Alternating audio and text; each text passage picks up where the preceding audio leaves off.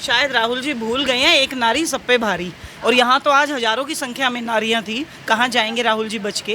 कांग्रेस ये भी नहीं चाहती कि देश का विकास हो, क्योंकि देश का विकास होगा, नारियां भी उस लेवल पे होंगी कि क्या कहते हैं लॉ मेकर बनेंगी, तो फिर ये वो उनको नारियों को बेवकूफ़ कैसे बना पाएंगे। विश्वगुरु का कॉन्सेप्ट ये है कि महिला जब सारा समाज इतनी मुस्लिम महिलाएं हैं जो मोदी जी के फेवर में हैं। आज महिलाओं को देखो, मुस्लिम हैं जो अपने घर के खिलाफ जाके, अपने आदमियों के खिलाफ जाके मोदी जी को वोट करती हैं। किस लिए? क्योंकि उन्होंने महिलाओं को बहुत ज़्यादा सुविधाएं दी हैं, महिलाओं को प्रायोरिटी दी है, उनको उनका हक दिलाया है। कि ये क्या 3 तलाक मोदी जी ने ख़त्म किया, वो क्या हिंदू महिलाओं के लिए था? वो था तो मुस्लिम महिलाओं के लिए 3 तलाक। ये मुद्दा भी तो मोदी जी ने उठाया था। आरक्षण भी तो आप लोगों ने क्यों नहीं उठाया? आरक्षण भी तो आप लोगों की, हम वो तो बीजेपी का करो, आप महिलाओं का विरोध क्यों कर रही हैं? आप महिलाओं का क्यों कर रहे हैं? कि मोदी विरोध में इतने ही पागल हो गए हैं कि मोदी विरोध करते करते ये भारत देश की जितनी भी अच्छी नीतियां मोदी जी ला रहे हैं, ये उनका भी विरोध कर रहे हैं।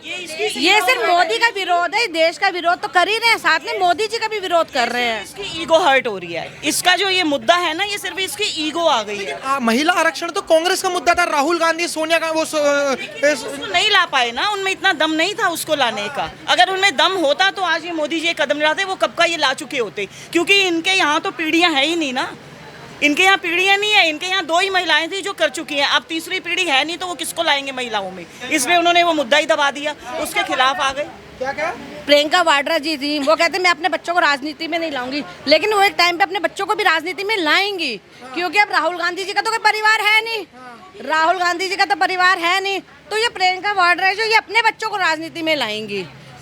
और इनकी वाड्रा जी की क्वालिटी क्या है, उनके बाल उनके क्या कहते हैं इंदिरा गांधी से मिलते हैं। ये एक नेता की मतलब क्वालिटी होती है कि वो प्रधानमंत्री बन जाए, क्योंकि उसके बाल है ना प्रधानमंत्री से मिलते हैं, जो कि उसकी दादी थी। ये क्वालिटी है उसके अंदर। इस बात पे वो ना सत्ता में आना चाहते हैं, अपने परिवार की वो सोचते हैं हम भारत के राजा हैं, अगर ये हमें देश नहीं मिलेगा तो हम इस देश को बर्बाद कर देंगे, वो सोच के बैठे हुए हैं। लेकिन अब क्या है कि अब ना महिला आरक्षण जो चीजें दिख रही हैं, 2029 तो छोड़ो, अब लग रहा है 2034 तक भी महिला आरक्षण पास नहीं होगा, क्योंकि अब जो डिलिमिटेशन के चक्कर में अटक गए। जो 2023 का जो ड्राफ्ट है, 2023 के ड्राफ्ट में यह है कि जो डिलिमिटेशन है उसका होना जरूरी है। जैसे 3 लेकर आए थे, यूटी को लेकर आए थे, 131 अमेंडमेंट को लेकर आए थे और डिलिमिटेशन को लेकर आए थे।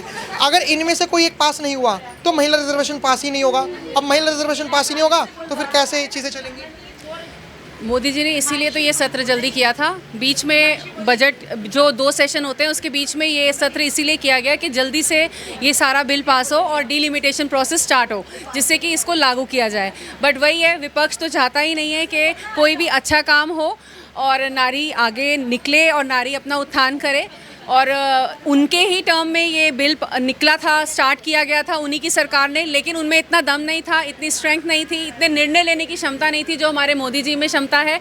मोदी जी की स्ट्रॉन्ग लीडरशिप में कोई एक स्ट्रॉन्ग लीडर ही इसको पास करवा सकता था। उन्होंने दोनों राज्यसभा और लोकसभा दोनों में इसको पास कराया, लेकिन जो विरोधी हैं, जो विपक्षी हैं, उनको तो इसका विरोध करना ही करना है, तो उन्होंने यहाँ आकर इसको दबा दिया। और वो चाहते ही नहीं हैं कि महिलाएं आगे बढ़े, महिलाएं अपने हक को लें। आज भी देख सकते हैं 14% महिलाएं हमारे राजनीति में हैं। इसका क्या मतलब है कि 50% को सिर्फ 14% संख्या वो जो है महिलाएं रिप्रेजेंट कर रही हैं। तो आप सोच सकते हैं कि हमारी क्या रूढ़िवादी सोच है हमारे विपक्ष की। लेकिन इसमें ना सोचा जा रहा था कि अगर 33% रिजर्वेशन पास हो गया तो जो अभी महिलाओं के साथ ग्रामीण क्षेत्रों में भी हो रहा है और जितनी भी ओवरऑल जो महिलाओं के साथ जो चीज़ें घट रही हैं वो नहीं घटती, क्योंकि जब महिलाओं का रिप्रेजेंटेशन ज़्यादा होता तो महिला अपने हक में बिल भी लेकर आती। अब जब 50% महिला होती तो 2-3% पुरुष भी उस बिल का समर्थन करके ऐसी चीज़ें पास। बिल्कुल, ये तो है ही। जब एक महिला लीडरशिप रोल में होगी तो ज़रूर वो महिलाओं के हित के बारे में सोचेगी और पुरुष समाज भी डर के रहेगा कि मेरे पे आंख रखने वाली एक महिला है। तो अगर ये बिल पास होता तो महिलाओं का सच में सशक्तिकरण होता, जो अब काफ़ी हद तक हमें धक्का लगा है और हमें एक्चुअली शायद राहुल जी भूल गए हैं, एक नारी सब पे भारी। और यहाँ तो आज हजारों की संख्या में नारियाँ थी, कहाँ जाएंगे राहुल जी बच के। लेकिन इस बार जो इनका ये जो बिल गिरा है ना, ये बिल इनके लिए बहुत भारी पड़ने वाला है। लोग कह रहे हैं कि 2029 में इन्हें असर दिखेगा, 27 में दिखेगा, यूपी इलेक्शन में, टीएमसी, हर जगह से महिलाएं तो वोट देंगी ही नहीं। आपको लगता है सर? नहीं, ऐसा क्या, आप पहले तो ये भी कहा जाता था कि मुस्लिम महिलाएं वोट नहीं करेंगी, उन्होंने किया ना वोट। नहीं, बीजेपी को नहीं, कांग्रेस को, अब विपक्ष को नहीं करेंगी। विपक्ष को तो पहले वैसे भी नहीं करेंगी, पहले करती थी। नहीं वो तो वैसे अभी कई मेरे ख्याल से 5 साल से तो वो कर ही नहीं रही। अगर कर रही होती तो आज वो बैठे होते, आज सीट पे होते। नहीं थी ना वो भी नहीं करेंगी, जो कर रही थी ना वो भी नहीं करेंगी। हाँ, उन्हें पता लग गया कि वो महिलाओं के साथ है ही नहीं, तो सिर्फ पुरुषों से वोट ले लो। अभी हमने अपनी एक वीडियो डाली थी, उस वीडियो में कुछ मतलब विपक्ष से जो प्रभावित थे वो लोग ये कह रहे थे कि रिजर्वेशन तो हट जाना ही चाहिए, ये तो बेफजूल की रिजर्वेशन आ रहा है, पुरुष और महिलाओं के बीच में लड़ाई होगी।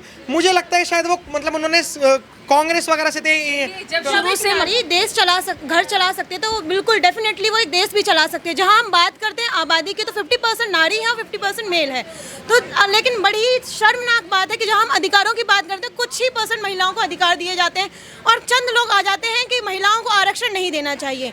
तो जहां हम एक ऐसी दुनिया में रहते हैं जहां हम 50% मेल एंड 50% फीमेल्स हैं, तो अधिकारों की बात हमें इक्वली कहनी चाहिए। जहां हम हक की बात करते हैं तो पहले हक की तो बहुत ही दूर की बात है, वहां हमें भागीदारी भी नहीं मिल पाती है। तो मुझे लगता है कि इसकी शुरुआत पहले तो घर से होनी चाहिए, जहां हमें सिखाया जाना चाहिए लड़कों को लड़कियों दोनों को कि महिलाओं का सम्मान कैसे करना है। तो जिसके जैसे जो हमें केसेस देखने के लिए मिलते हैं, आज दिल्ली में हो या फिर पूरी इंडिया में हो या फिर ओवरऑल पूरी दुनिया में देखने के लिए जितने भी हमें केसेस मिलते हैं, तो उनके रेट भी बहुत कम हो जाएंगे। और जहां एक महिला शासन करेगी तो वहाँ एक महिला दूसरी महिलाओं के लिए भी ऐसे कानून बना पाएगी, इजीली बना पाएगी, उन्हें पास करवा पाएगी, जहाँ एक महिला अपने ही देश में अपने ही घर में सुरक्षित महसूस कर पाएगी। आपको लगता है कि अगर ये रिजर्वेशन बिल पास हो जाता तो शायद इस देश की स्थिति बहुत अच्छी हो जाती? बिल्कुल, जब एक महिला अपना घर बहुत ही अच्छे तरीके से चला सकती है, तो मुझे लगता है कि महिला एक देश भी बहुत अच्छे तरीके से चला सकती है। आपको क्या कहोगे? अब देखो ये तो बिल मेरे को लगता नहीं है कि 2032 तक भी पास हो पाएगा। मेरे को क्या अच्छे जो पॉलिटिकल एनालिसिस हैं उनको भी नहीं लगता कि अभी 2032 तक 34 तक भी पास हो पाएगा बिल। अब तो लोकसभा में अटक गया। कोई नहीं, ठीक है, लेकिन अब कहते हैं ना, सरकारें आती हैं और सोचती हैं कि हम राजा हैं, लेकिन जो वोटर होता है ना, असली में वो अपना रंग दिखाई देता है। तो इलेक्शन दूर नहीं है, आने दीजिए, महिलाएं अपना मत देंगी और दिखा देंगी कि आपने जिसको अधिकारों से वंचित किया है, कैसे अब वो आपको आपके अधिकारों से वंचित करेंगे। लेकिन अपोजिशन के ना कुछ सवाल हैं, मैं अब आप लोगों से अपोजिशन के सवाल पूछूंगा। वो कह रहे हैं कि बीजेपी की मंशा नहीं थी, हम महिला आरक्षण के विरोध में नहीं है, हम आज भी महिला आरक्षण के पक्ष में हैं, हम डीलिमिटेशन जो परिसीमन होगा हम उसके विरोध में। ये कांग्रेस का कहना है बाहर। ये कैसे आप उसके विरोध कर सकते हो? मुझे आप ये बताइए, जो 1971 में जो सेंसस थे और उसी के हिसाब से सीटें आज तक चल रही हैं, आप सोचिए, और अभी कितनी संख्या है, तो अब आप बताइए, यानी कि इतनी संख्या में जितने रिप्रेजेंटेटिव थे आज की डेट में भी उतने ही रिप्रेजेंटेटिव हैं, तो कैसे आप बताइए, यानी कि 50 लाख के करीब लोगों के लिए एक रिप्रेजेंटेटिव है, यानी कि वो राजा के रूप में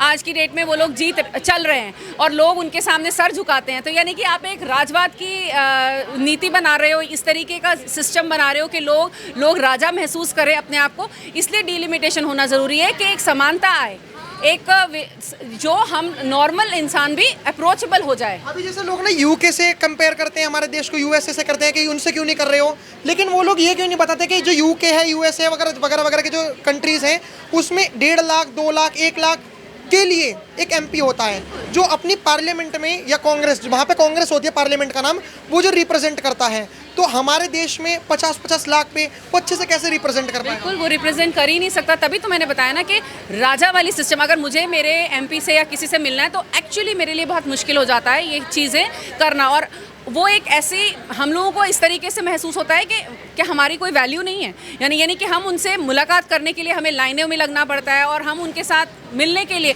तो कहीं ना कहीं इस चीज़ को भी ख़त्म करने के लिए ये डिलिमिटेशन प्रोसेस। मैं तो डिलिमिटेशन पे ही आऊँगा कि आपको नहीं लगता कि हमारे देश में अभी जो 25 लाख, 30 लाख, 35 लाख जनसंख्या पर एक सांसद है या एक विधायक है, वो अब कम होना चाहिए? अगर हम दूसरे देशों से कंपेयर करते हैं अपने देश को, तो कम से कम ये चीज़ तो देखिए, 850 सांसद होंगे तो शायद और अच्छे से रिप्रेजेंट हो पाएगा हमारा देश। तभी तो मैं कह रही हूँ कि महिलाओं की भागीदारी आना बहुत ही महत्वपूर्ण है, क्योंकि जब महिलाएं या फिर जो पूरा समाज, अगर जो लिमिटेशंस हैं अगर कम ही रहेंगी तो जो शासन है बहुत अच्छी तरीके से नहीं हो पाएगा। जहाँ हम विकास की बात करते हैं तो विकास भी अच्छे तरीके से नहीं हो पाएगा। जहाँ हम कंपेयर करते हैं अपने देश को विदेशों से, तो हम ये भूल जाते हैं कि जो देश है वो विकसित है और हमारे जो देश है वो विकासशील चल रहा है, यानी कि अभी विकास के प्रोसेस में है। तो अगर हमें विकास तक पहुँचना है, विकसित बनना है तो उसके लिए हमें बहुत सारे कार्य करने पड़ेंगे और चीज़ों को वैसे ही बांटना पड़ेगा, क्योंकि एक इंसान बहुत सारी चीज़ों को एक साथ नहीं संभाल सकता, तो कहीं ना कहीं हमें पावर्स एंड पोजीशंस वहाँ पे बांटनी पड़ेंगी। बिल्कुल। अभी जैसे मैम आप जैसे ये जो डिलिमिटेशन का चौके मैम जो डिलिमिटेशन है इसको गलत बताया जा रहा है, इसको लेकर क्या कहोगे आप? नहीं, कोई गलत नहीं है, ये उनकी सोच है कि डिलिमिटेशन है, ये उनकी सोच है। उसमें अगर वो कह रहे हैं कि उसमें निम्न जाति को मिलेगा या किसी सिर्फ हिंदू महिलाओं को मिलेगा, उस महिलाओं को नहीं मिलेगा, ये गलत सोच है उनकी। उसी सोच की वजह से वो ये हरकतें कर रहे हैं, वो बिल पास नहीं होने दे रहे हैं इसी सोच की वजह से। फिलहाल हमने ना यहाँ पर लोगों से बात कराई, आपकी क्या राय है कमेंट में जरूर बताइएगा। देखते रहे हमारा चैनल। धन्यवाद। जय हिंद।